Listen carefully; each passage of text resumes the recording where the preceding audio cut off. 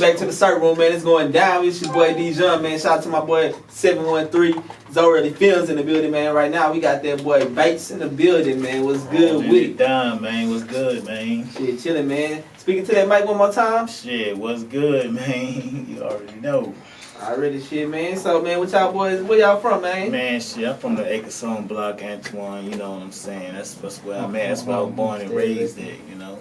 Yeah, already, shit, man. Y'all both from that fofo? Nah, I'm from the stead. I'm from the stead, yeah. Okay. How long y'all been doing this music thing? Shit, man, I've been doing this music thing since middle school, but I started fucking with him, like, you know what I'm saying, like 2-3 years ago, though. Alright, so what y'all a group or y'all just, you know, come together and make some bangers together? Shit, you know what I'm saying? We go by RSM gang, though, you know what I'm saying, okay. though, but... You know, at the same time, he got his own shit, I got my own shit, though. Okay, but together, though, you know, we come together as magic. Alright, so it's both rappers, y'all produce your own music, rap, all that good stuff? I produce my own shit, he produce my shit, he do his own shit, I produce his shit, it's all the same. Okay.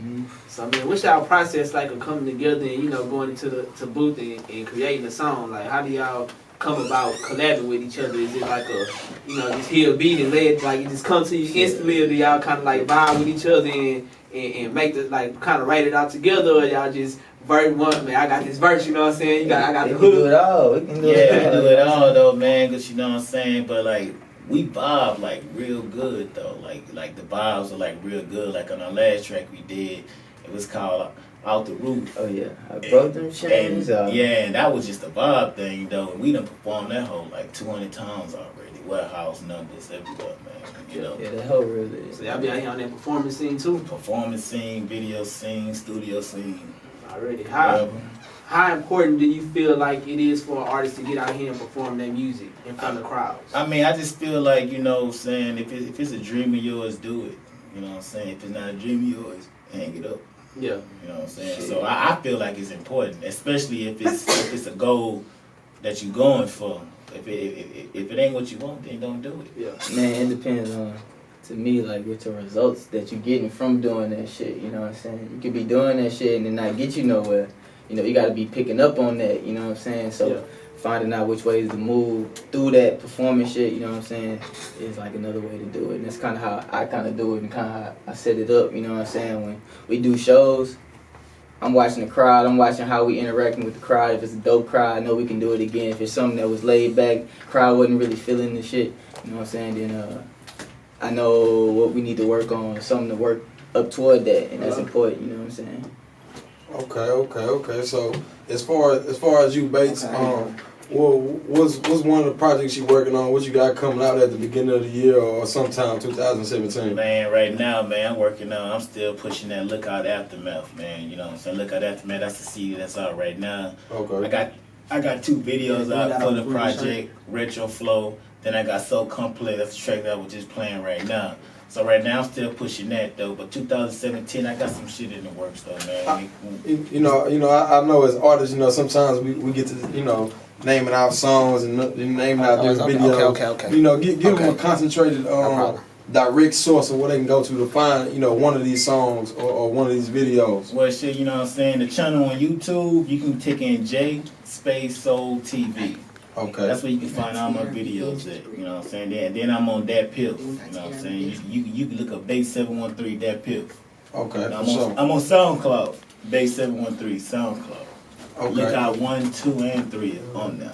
For sure. All right, man. You know, we have a lot of members from SUC come through here, man, on a weekly basis.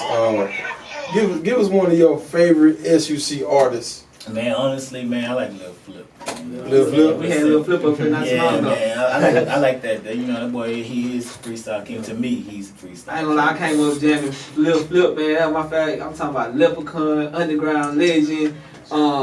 You Gotta Feel Me, like, I was a Lil Flip fanatic, you know what I'm talking about? Like, that nigga kind of like molded my sound to how I get out here and, you know what I'm saying, hop on the track and shit like that. You know, but after Flipperachi though, man, I'm gonna have to go with Big Mo though, man. Cause I stay jamming Mo, man. You feel like Big Mo is underrated, seeing how a lot of people, like, basically everything that he was doing. Big Mo underrated, dog? Like, who would ever say that? Because underrated to what level, though? How would you even say that? You gotta understand, the whole pointers, putting it on the track, Bar Baby, the whole process of singing and rapping at the same time. Lil Wayne type of beats. made a song dedicated to this man. I mean, why would he be on the radio? Lil Wayne did, but then you got an artist like Future, you got an artist like, man, just like Soulja Boy and them, you know what I'm saying? They glorify sip and drink, you know what I'm saying? They always talk about the bar. See,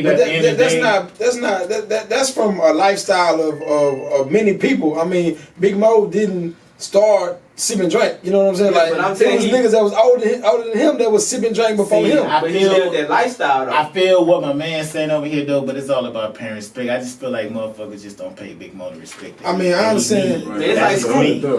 When like T-Pain came out with this Chopped and Screw song, and you had everybody else slowing down their voices, slowing down their songs, and they didn't want to really give that proper credit to the originator who came out and did it, which was Screw. And then it was like, I mean, because that doesn't really have to be said. Everybody understands. It's not like somebody's taking it and making it their own. It's not like somebody saying, "Oh, yo, I done came up with this Chopped and Screw shit or whatever." And now it's on my track. At the same time, it's a lot of people that don't know the sound. You know what I'm saying? And to them, they like, oh well, Lil Wayne is the reason why we double cupping up and sipping and drink. You know what I'm saying? Like it's a generation that came.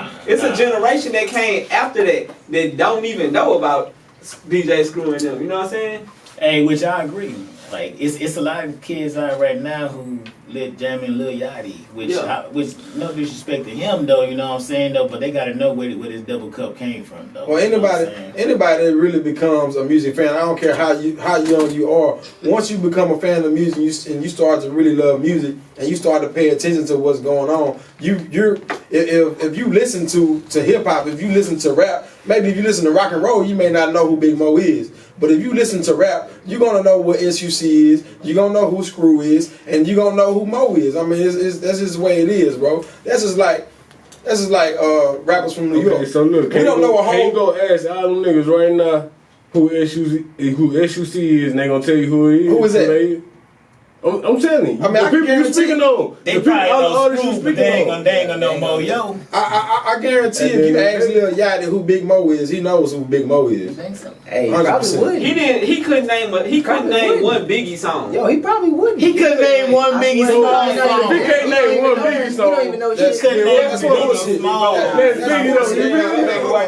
on. That's hip hop. Come on now. Let's be honest, man. When you growing up, you hearing these songs. I don't care where you at on the radio. I don't care where you at. You're gonna hear a Biggie song. Yo. So don't feed into the bullshit of him saying I don't know who Biggie is. I don't fuck with Pac. This and all that shit. Man, all that shit is for motherfuckers who feed into it. These cats really don't even know until they get into the city. When they come to the city to do the shows, then they get introduced to all these cats who putting them on to the game like that. Like they letting these niggas know who all this shit is. These niggas don't know, bro. Man.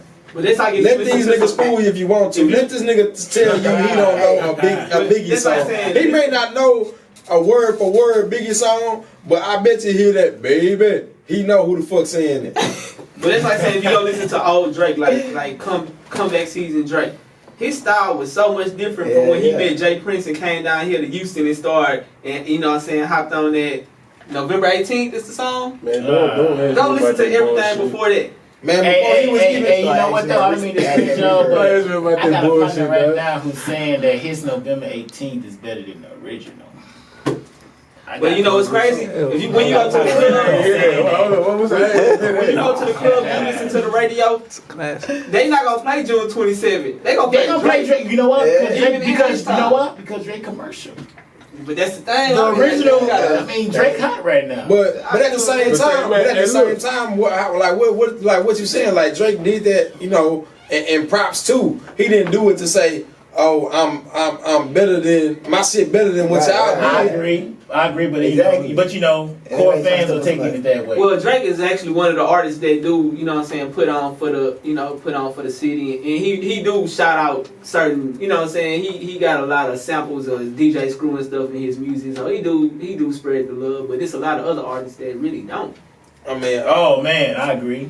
I say Future for one, man. Future, bro, he kind of ran with Bar Baby. I done heard Future. I done heard Future shout out Jay Prince. I done heard Future shout out SUC. I done heard Future shout out Big Mo. Like I don't know what y'all saying. Like Future, like he's not oblivious to where he got a lot of his style from. Like, come on. Now, granted, I do feel like a lot of niggas took our style. I'm not gonna say that they didn't, but at the same time, I can't say, man, like once you put something into the airwaves, I can't say that you like gotta necessarily say, oh, this is where I got it from. I mean, shit, there's a lot of shit that comes from blues. There's a lot of shit that comes from jazz. It's a lot of shit that comes from rock and roll. Do you hear people saying, "Oh, I got that from"? See, one of the reasons that I can't be mad at these other artists for not bigging up the city is because a lot of artists in the city don't even big up the city. Like they try to stay away from that sound that actually made the city what it is, and they try to like, you know what I'm saying? You got a lot of artists that switched it up and start sounding like people from other places. When them people from the other places was trying to sound like us. So I mean, I can't really be mad at the mainstream artists for not. Cause like one of our biggest artists out the city is Travis Scott. He got his own sound. You know what I'm saying? Hey, if you ask me, Kirko got his own sound. Kirko got his own sound too, but Kirko really do hold it down for the H. Like you can hear the Houston in his flow. I think so.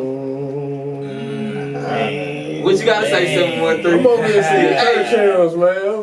I'm on the church hymns, man. I mean, I don't even sound like I'm from H-Town, but I represent H-Town damn day.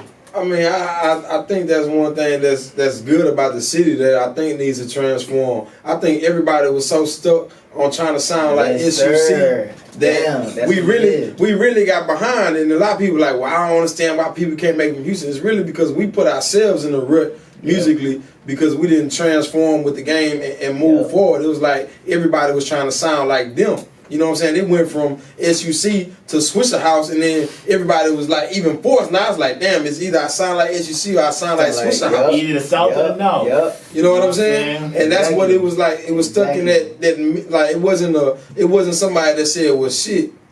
And everybody want to be slowed down. And all the rappers turned up, and then that's when all these rappers took the slow down sound with the turn up feel, and then now it's like they got something new, and now it's like, oh well, now Houston rappers trying to sound like them. Well, really it's like, damn, they trying to come out of what we sounded like before, and now it's something new, but we can still sound Southern still. So it's just kind of like, you know, that being creative. Yeah, I feel it's all about being creative though. You know, because I'm saying this is a new generation though. It's a new wave though. Like Swisher House ain't. I mean, no disrespect to Switch House though, man. I still love it. I still got the fuck actions though. I still got back to the Kappa CDs though. But the music done changed since then though, you know? I mean, people in Houston still try to get on that screw wave, but it ain't as popping as it was. Because it's kind of like when you try to hop on that screw wave right now, people was like, oh man, that shit, you know what I'm saying? That shit. But then again, like when that artist finally push it to a mainstream, like we had Donnie B up here not too long ago. Man, he got a real H-Town sounding song, and that shit sound good. You know what I'm saying? Like, that whole jam. Right. But then again, you got like an artist that be like, all right, we trying to get on, so we gonna make this other sound. You know, I really feel like, man, every artist, you just do you, man. You got that you got to blow up. You know what? I feel that, though, because good music cannot be denied, though, right. man. You never know what sound could be. Like, your sound that you sitting here doing every day at your house could be the next sound that, you know what I'm saying, the next big thing, but you never know if you out here trying to do somebody else sound like somebody else. Key. I just feel like Houston itself, we kind of stopped. We got tired of everybody sounding the same, and so we kind of started venturing out to, you know, Atlanta, listening to music from Atlanta and listening to music from California and places like that. And I feel like that's why other cities started to succeed, and that's why it was easy for artists to come down here and take over like that. Yeah. And, you know, this is a good time for me to bring up something, you know, that I feel like will help change the game, man. January 18th, man, our artists that are interested and helping be a part of this movement. We marketing, we networking together, we pushing everything that we got going on, because somebody else got to be able to do it. Somebody else got to make the change. Somebody else got to bring Houston out of the position that we in right now. So January 18th, man, that's what y'all hit me up. That's what we going. Actually, that's what we doing. Yeah, man. Like for sure. That's our next move. This won't be our first time seeing this. Man, I feel like the OG rappers of the city shows love and supports the upcoming music scene? I think so, man, because, you know what I'm saying, when you listen to Slim Thug on his underground music, you going to hear the Sauce Twins, so, you know what I'm saying? So that's supporting up-and-coming artists on the independent scene, even though they ain't really all that independent no more, though, but still, though, Slim Thug, and yeah, you know what I'm saying, so Yeah, and I actually because a lot of artists they'll complain like, man, the major artists out the city, man, they ain't showing us no love, they ain't fucking with us. But I kind of be like, man, they ain't rocking with y'all. It ain't cause they ain't rocking with y'all. But y'all gotta present yourself to them in a way to where you can be heard and seen because when you get on, they gonna hear you. You know what I'm saying? They a fan. They not just like trying to be a partner. They a fan of your music. When they like what they hear, then they more open to want to work with you. Yeah, you can't force it, bro. Yeah, but nobody's trying to just. I mean, he can't water himself down to just do music with everybody and support everybody. Like, you got to get to that level to where it's like, okay, it's worth me doing a song with this person. It's a demand. Yeah, I got to, you know. Exactly. You know what I'm saying? I got to, you know, OG meets the new school, you know. Yeah, I mean, so that's how I see it. Like, I mean, man, I don't know. I don't know. Maybe I'm wrong. I'm just a very opinionated person. Some people don't feel the same way I feel about a lot of stuff. But oh man, I'm very opinionated. But you know what I'm saying? I just see it as like, man, say if you feel like you got it and you feel like that person needs to respect you musically, then do what you're supposed to do so that person respects you and wants to do music with you. You can't be out here just doing anything and just trying. You don't know which way you're going and which way is up, which way is down. And you like, oh yeah, I'm in the game.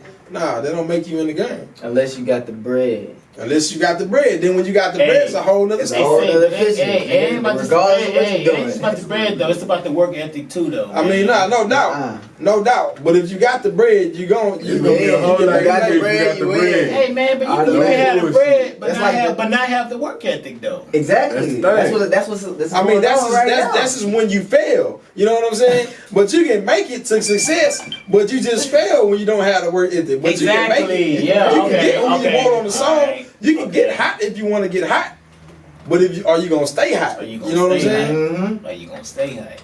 And that's what that's about. Say it like that. Are you gonna stay hot? So man, y'all boys sent me a song by the name of Complex, right? Yeah, man. Yeah, man. Look, I want to run that real quick. You know what I'm saying? Just so the people can put the music with the voice they hear right now. Hold on, D, man. Let them give it a proper just do, man. Let them go ahead and introduce that new track, man. Yeah, man. This that song So Complex off my last mix CD, Look Out Aftermath, Bates. Let's get it, man. You live in the circle, going 494 is going down. We got the boy Bates in the